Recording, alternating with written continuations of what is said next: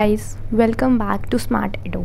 So today we are with the video of human diseases and it is the part 2 of our video, and this video is all about non-infectious diseases. Right हमने जो है previous lecture में जितने भी infectious disease हैं उनके बारे में डिस्कस करा था. आई होप सो कि आपने वो सब वीडियो देख ली होगी. अगर आप लोगों ने वो वीडियो नहीं देखी है तो हम जो है लिंक डिस्क्रिप्शन बॉक्स में शेयर कर रहे हैं. You can see from that, जिसमें हमने वायरस से रिलेटेड इन्फेक्शियस डिजीज़, बैक्टीरिया से रिलेटेड डिजीज़, ठीक है, जितने भी माइक्रो ऑर्गेनिजम्स हैं उनसे रिलेटेड डिजीज़ के बारे में डिस्कस किया है. सो आज हम जो है वो नॉन इन्फेक्शियस डिजीज़ के बारे में डिस्कस करेंगे.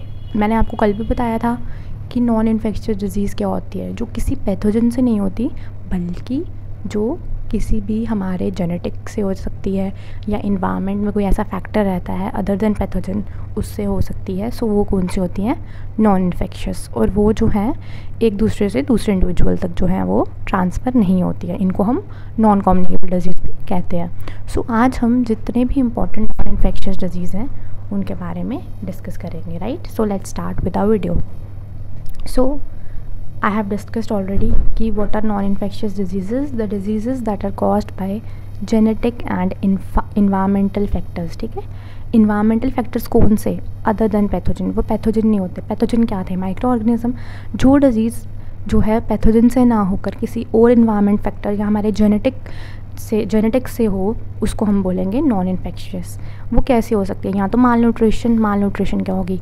आपको सबको पता है कि कुछ न्यूट्रिएंट्स जो है हमारी बॉडी के लिए इम्पॉर्टेंट है. हमें कार्ब्स चाहिए, हमें प्रोटीन्स चाहिए, हमें विटामिन्स चाहिए, मिनरल्स चाहिए. तो ये सब जो है हमारी बॉडी में एक बैलेंस डाइट के जो है हमें लेनी चाहिए. ठीक है ना. तो बैलेंस डाइट के ज़रिए जो है हमारी बॉडी हेल्दी रहती है. ठीक है. अगर वो न्यूट्रिएंट्स की थोड़ी सी भी कमी हो जाए तो क्या हो जाती है? डेफिशिएंसी डिजीज़ हो जाती है. तो वही चीज़ है कि जो नॉन इन्फेक्शियस डिजीज़ है वो होती है माल न्यूट्रिशन से या फिर बॉडी में किसी की भी माल फंक्शनिंग से. सपोज़ आपकी बॉडी में कोई भी हार्मोन कम हो गया, एग्जांपल आपकी बॉडी में इंसुलिन कम हो गया तो आपको डायबिटीज़ हो जाएगा. इनसोम्निया, हमने जो है ग्लैंड्स और हार्मोन्स में आपको पढ़ाया था.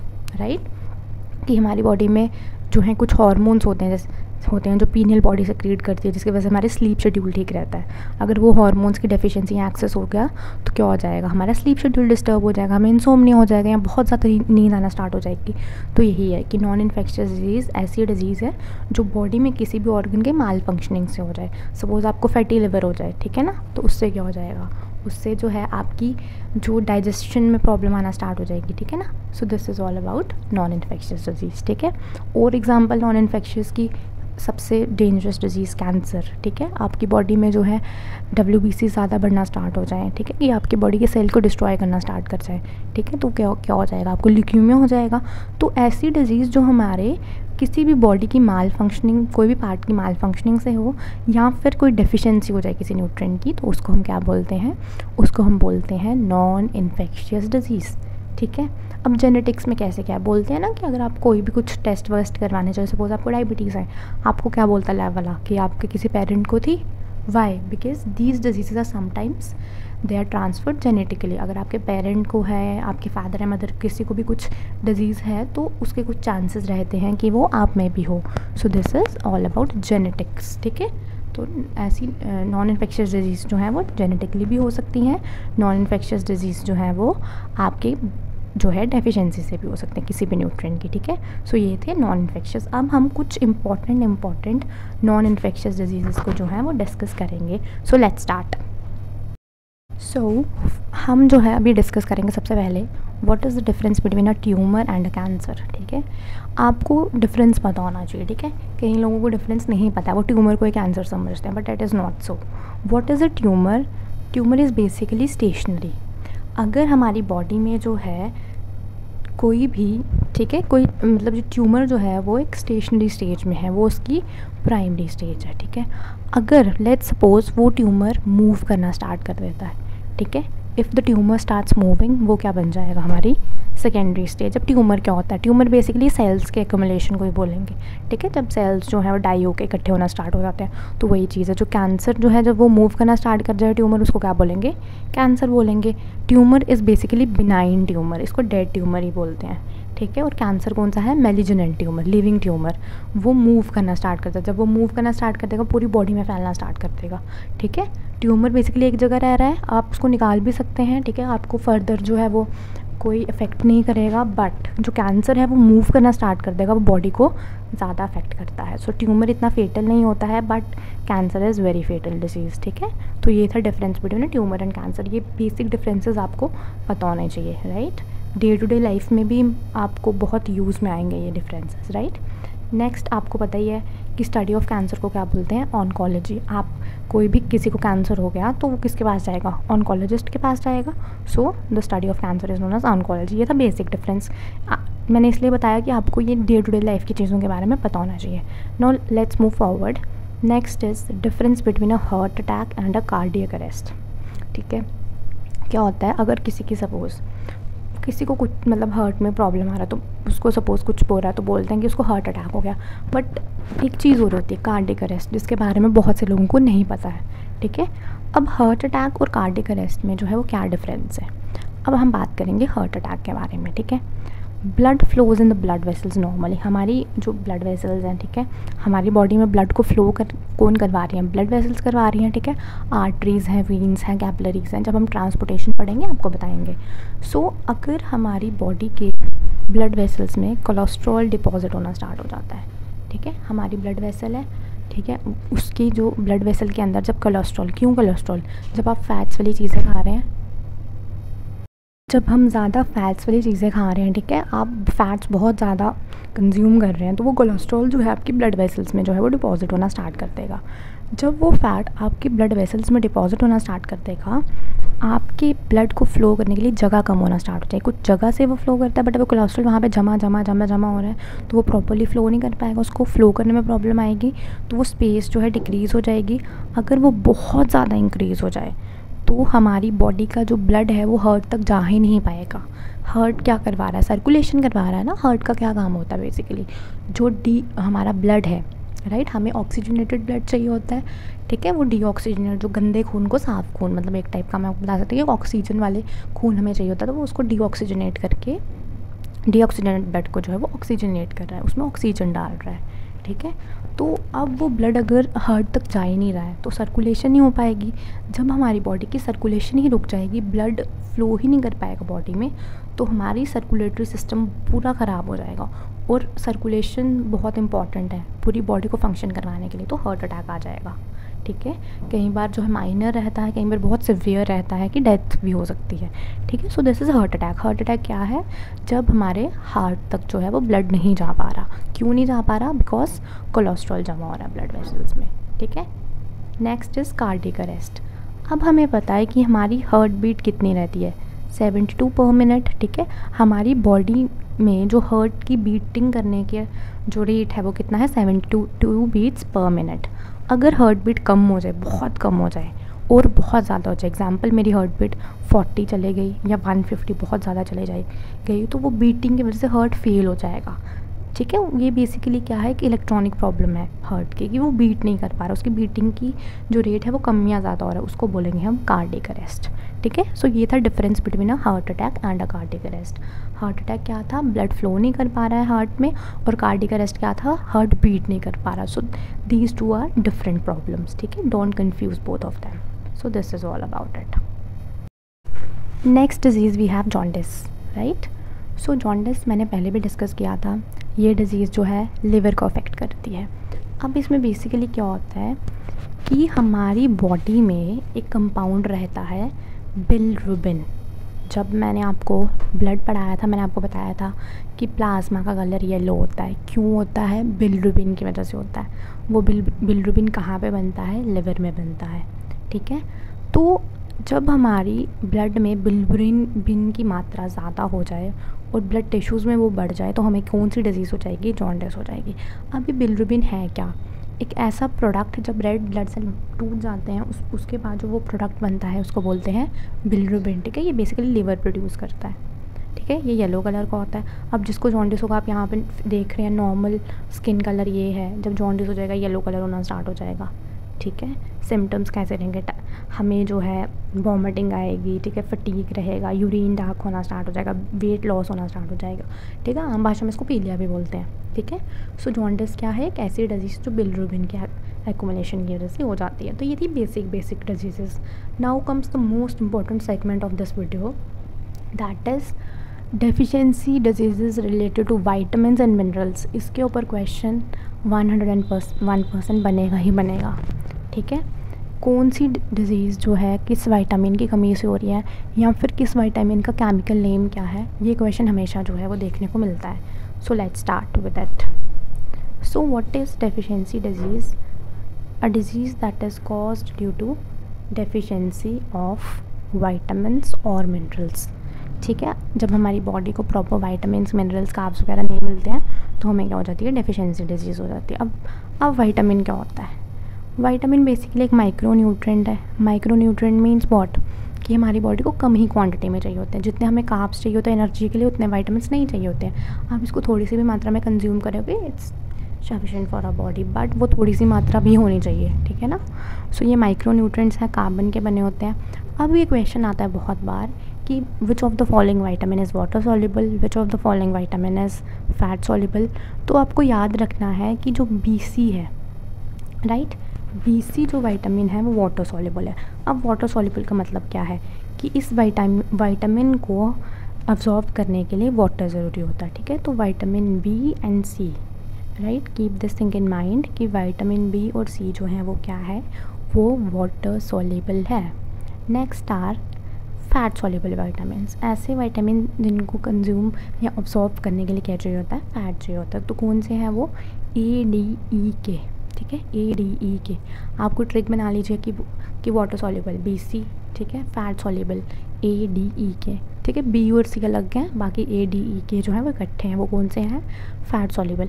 अब आपके माइंड में ये चीज़ स्ट्राइक कर रही होगी, आप सोच रहे होंगे कि क्वेश्चन आ जाएगा कि कौन से विटामिन ज़्यादा होते हैं। तो आप क्या है, अब फैट सॉल्युबल पे टिक लगा के आ जाएंगे, बिकॉज आपको 4 टाइप के दिख रहे हैं, बट दिस इज़ नॉट सो।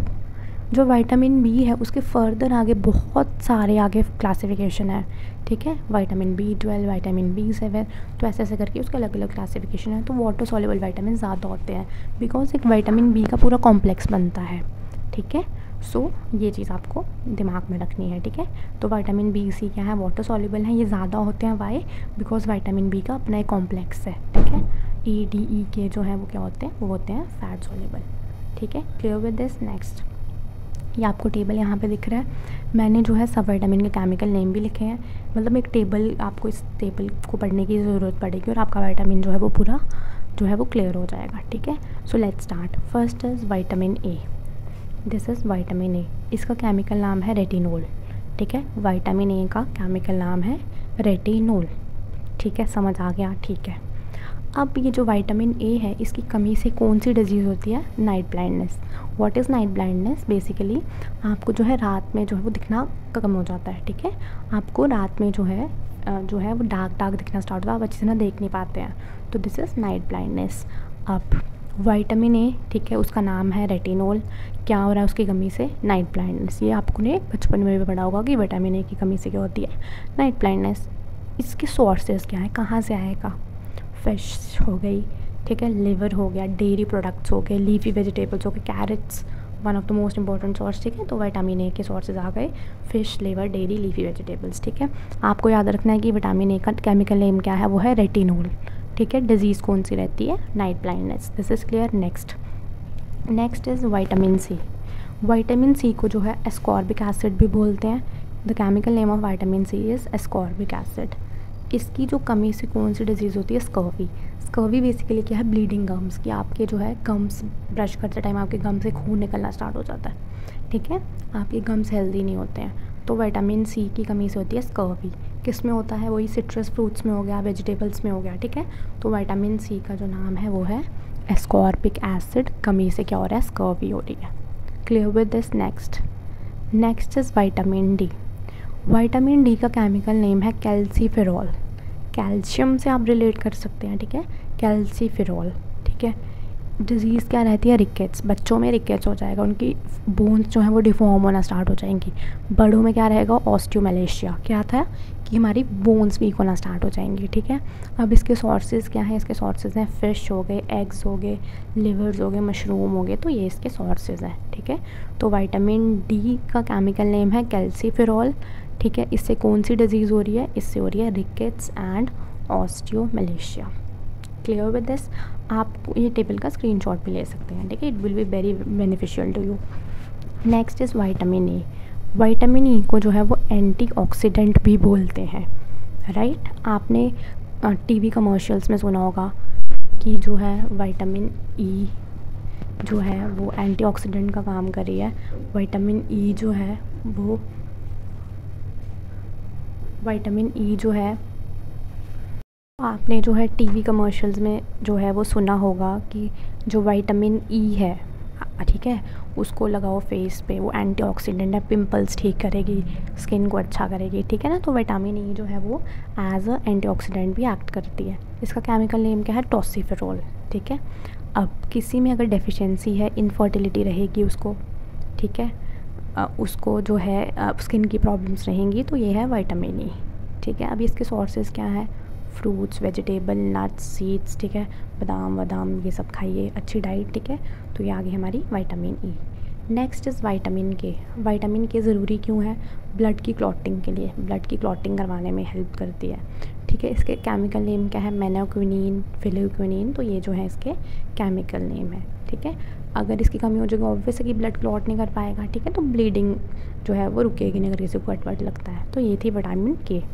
किस में होती है, लीफी ग्रीन वेजिटेबल्स में, स्पाइनच में, पालक खाइए, एग्स, यॉक्स, इसमें जो है वो होती है विटामिन के, ठीक है। सो हमने जो है कुछ विटामिन डिस्कस करे, कौन कौन से डिस्कस करे, हमने डिस्कस करा विटामिन ए, राइट, हमने डिस्कस करा विटामिन ए जिसका नेम है रेटिनोल, विटामिन सी जिसका नेम है एस्कॉर्बिक एसिड, विटामिन डी जिसका नेम है कैल्सीफेरॉल, विटामिन ई जिसका नाम है टॉसिफेरॉल, विटामिन के जिसको बोलते हैं फाइलोक्विनिन या मेनाक्विनिन, ठीक है। और ये इनकी थी डिजीज़ जो इनकी डेफिशिएंसी से जो है होती है, ठीक है। अब हम डिस्कस करेंगे विटामिन बी कॉम्प्लेक्स, ठीक है। सो विटामिन बी कॉम्प्लेक्स का फर्स्ट विटामिन आता है विटामिन B1, ठीक है। इसको थाइमाइन भी जो है वो बोलते हैं, ठीक है। ये बेसिकली सल्फ़र कंटेनिंग विटामिन है, ठीक है। आप कहीं नोट कर लीजिएगा इसको कि जो विटामिन B1 है इसमें सल्फ़र रहता है, ठीक है। It is a sulphur containing vitamin. अब इसकी कमी से क्या रहती है, बेरी क्या है, बेसिकली बेरी में क्या होता है कि आपको जो है माउथ में सोर्स रहते हैं, छाले पड़ना स्टार्ट हो जाता है माउथ में, ठीक है। तो बेरी से जो है वो छाले पड़ना स्टार्ट हो जाते हैं माउथ में, और उसके बाद जो है हार्ट अटैक का भी ख़तरा इसमें रहता है अगर किसी को डेफिशिएंसी है, ठीक है। इसके सोर्सेज क्या हैं, ब्राउन राइस एंड वेजिटेबल्स, ठीक है। नेक्स्ट इज़ विटामिन B2, इसको जो है रिबोफ्लेविन भी बोलते हैं, राइट। विटामिन B2 जिसको जो है रिबोफ्लेविन भी बोलते हैं। अच्छा, अब किसी को अगर डेफिशिएंसी होती है तो उसको रहती है केलोसिस। व्हाट इज़ केलोसिस, जो हमारे लिप्स के कॉर्नर्स हैं वो क्रैक होना स्टार्ट हो जाते हैं, राइट, उनकी डिस्कलरेशन होना स्टार्ट हो जाती है। तो विटामिन B2 जिसको रिबोफ्लेविन बोलते हैं, उसकी डेफिशिएंसी से कौन सी डिजीज़ रहती है, केलोसिस। अब जिसको डेफिशिएंसी उसको क्या खाना चाहिए, dairy products, bananas, green beans, so that's all. Next is vitamin B3, ठीक है। इसका केमिकल नेम है नाइकिन, ठीक है। अच्छा, अब किसी को अगर इसकी डेफिशिएंसी हो रही है उसको रहता है प्लेगरा, डायरिया रहता है बॉडी में, ठीक है, मेमोरी लॉस रहता है, डर्मेटिटीज़ रहता है, ठीक है। सो विटामिन B3 का केमिकल नेम है नाइकिन, और इसकी डेफिशिएंसी से प्लेजरा और डर्मेटिटीज़ रहता है। Again sources are meat, fish, eggs, mushrooms, that's. Next is vitamin B5 जिसको बोलते हैं पैंथोथेनिक एसिड, राइट। तो विटामिन B5 जो है उसको बोलते हैं पैंथोथेनिक एसिड। अब अगर किसी में डेफिशिएंसी है उसके हेयर वाइट होना स्टार्ट हो जाएंगे, इनफर्टिलिटी हो जाएगी, ठीक है। क्या सोर्सेज हैं, मीट एंड ब्रोकली, ठीक है। तो विटामिन B5 को बोलते हैं पैंथोथेनिक एसिड, और इसकी डेफिशिएंसी से जो है हेयर की वाइटनिंग होना स्टार्ट हो जाएगी, ठीक है। Next is vitamin B6 vitamin जो है वो क्यों इम्पॉर्टेंट है, ड्रीम फॉर्मेशन में जो है उसका रोल है कि कौन सा ऐसा विटामिन है जो ड्रीम फॉर्मेशन करवाता है, वो करवाता है विटामिन B6, ठीक है। इसका नेम है पायरिडोक्सिन, और अगर किसी को सपोज़ इसकी कमी है विटामिन B6 की, तो उसको होगा anaemia and cramps. Anaemia is what, खून की कमी रहेगी, मसल में क्रैम्प्स रहेगी, वीकनेस रहेगी, ठीक है। इसके सोर्सेज आगे meat, vegetables, nuts and bananas, ठीक है। Next is vitamin B7। B7 जो है इसका नाम है बायोटिन। बायोटिन आपने जो है कमर्शियल्स में सुना होगा कि ये वाला शैम्पू लगाओ या ये वाला ऑयल लगाओ या ये बायोटिन की जो है वो गमीज़ खाओ। Why? Because biotin is important for our hair को अच्छा बनाता है, हेयर लॉस रोकता है, ठीक है। तो विटामिन B7 जो है उसको बायोटिन बोलते हैं। अब इसकी डेफिशिएंसी से क्या रहता है, हेयर लॉस रहता है, स्किन की प्रॉब्लम रहती है, ठीक है। सो विटामिन B7 का डेफिशिएंसी से ये होता है। Again the sources are raw egg, yolk, liver, leafy greeny vegetables. Next is vitamin B9, ठीक है। आप सबने फॉलिक एसिड सुना होगा, फॉलिक एसिड की टैबलेट्स खाई होंगी, ठीक है ना। कई लोगों को जो है डेफिशिएंसी रहती है। तो ये जो विटामिन B9 है इसकी कमी से रहता है मेगलोब्लास्टिक एनीमिया, की सिवियर एनीमिया उस पर्सन को रहता है, ठीक है। अब इसमें क्या खाना चाहिए आपको, लीफी वेजिटेबल्स हो गए, सीरियल्स हो गए, लिवर हो गया, मिल्क हो गया, तो ये जो है vitamin B9। Next is vitamin B12। अब ये जो विटामिन B12 है ये क्यों इम्पोर्टेंट है, बिकॉज इसमें जो है कोबाल्ट रहता है, ठीक है ना, जो आयरन को ऑब्जर्व करने में हेल्प करता है। बॉडी में आयरन तो खा लोगे बट उसको ऑब्जर्व भी तो करना है ना। वो अगर ऑब्जॉर्प्शन आपको करवानी है तो क्या होना चाहिए, विटामिन B12, ठीक है। जिसमें कमी होगी एनीमिया रहेगा, बिकॉज आयरन ऑब्जर्व भी नहीं हो पाएगा तो जितना बॉडी को चाहिए, ठीक है। तो इसका जो नेम है वो है साइनोकोबालामिन, बिकॉज इसमें रहता है कोबाल्ट जो आयरन की ऑब्जॉर्प्शन में हेल्प करता है। इससे भी जो है एनीमिया रहता है। और जो विटामिन B12 है वो किस में रहता है, meat and other animal products में, ठीक है। Clear with this? नेक्स्ट, तो हमने जो है विटामिन B कॉम्प्लेक्स डिस्कस किया, विटामिन B1, B2, B3, ठीक है। B1 का नाम थायमाइन, B2 का रिबोफ्लेविन, B3 का नाइकिन, B5 का पेंथोथेनिक एसिड, B6 का पायरोडक्सिन, B7 का बायोटिन, B9 का फॉलिक एसिड, B12 का साइनोकोबालामिन, ठीक है। तो आपको जो है केमिकल नेम्स भी विटामिन के पता होना चाहिए और उनकी कमी से क्या डिजीज़ हो रही है वो भी आपको पता होना चाहिए, ठीक है। तो ये थे हमारे vitamin related deficiency diseases. Now हम देखेंगे mineral related. Mineral again micro nutrients हैं, ठीक है, इंपॉर्टेंट है बॉडी के लिए। फर्स्ट मिनरल होता है कैल्शियम। किस में होता है सबको पता है, दूध में होता है, ठीक है।